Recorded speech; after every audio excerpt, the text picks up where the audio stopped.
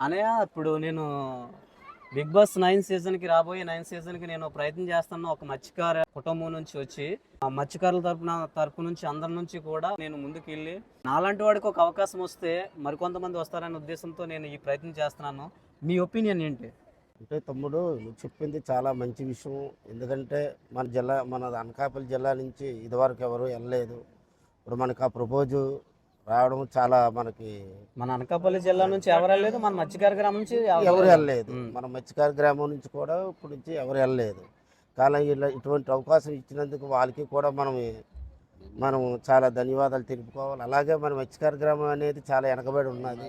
ఇటువంటి విషయాల్లో మనకి ప్రాధాన్యత కల్పిస్తే కాసం మత్స్యకారులకు ఉండేటువంటి కొద్దిగా ఇంకా ఉన్నోళ్ళకు ముందుకెళ్ళే అవకాశాలు ఉంటాయి. దయచేసి మా ఊరిని కూడా బాగా కోఆపరేషన్ చేసి మరి మా మత్స్యకార గ్రామాల నుంచి మా ప్రశాంత్ తమ్ముడిని మరి అందులోను మరి తీసుకోవాలనేసి మరి కూర్చున్నాం. అలాగే మత్స్యకార కుటుంబంలో పుట్టేటువంటి వ్యక్తివి. ఇదివరకు మనకి సినీ ఫీల్డ్ అంటే మనకు తెలియదు. మత్స్యకారులుగానే ఉంటున్నాం.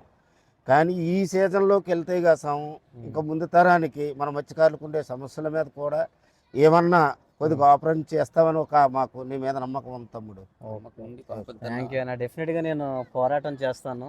మన మత్స్యకారులు పడే బాధలు చాలా మంది ఎవరికి తెలియదు. అందరూ అనుకుంటున్నారు మత్స్యకారుడు అంటే వేటకెళ్తే 20-30 వేలు వస్తుంది, మేము సంవత్సరాలు వ్యవసాయం చేస్తే గానో లేకపోతే వగేరా వగేరా వాళ్ళు అనుకుంటున్నారు. కానీ ఒక మత్స్యకారుడు అనేవాడు ఒక తెప్ప దించి సముద్రం మీద ఇలాగ అలల మీదకి పెట్టాలంటే ఆ మొయ్యడానికి ఎంత శక్తి కావాలన్నది ఎవరికి తెలియట్లే.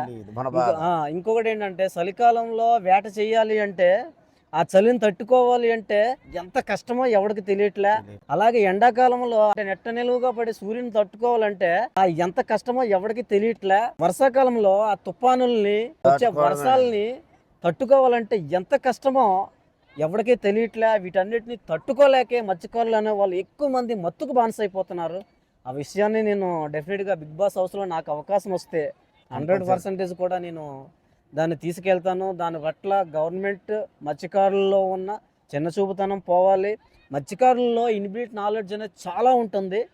కానీ దాన్ని ఉపయోగించుకోకపోవడానికి మెయిన్ రీజన్ ఏంటంటే చిన్న వయసులోనే మత్తుకి బానిసైపోతున్నారు. అలాంటి యువత అందరికీ కూడా నేను ఇన్స్పిరేషన్గా ఉంటాను. ఊరికో 100 మంది కాకపోయినా సరే ఒక్కరిలోనైనా మార్పు వచ్చి ముందుకు వెళ్ళాలి. ఆ ఒక్కరిని చూసి ఇంకొకరు అలా ఎంత కొంతమందిలోనైనా మార్పు తీసుకురావాలన్న దృఢమైన సంకల్పంతోనే నేను ఈ ప్రయత్నం చేస్తున్నాను. మీలాంటి వాళ్ళందరూ సపోర్ట్ కూడా నాకు చేయండి అన్నయ్య. సపోర్ట్ ఉంటుంది.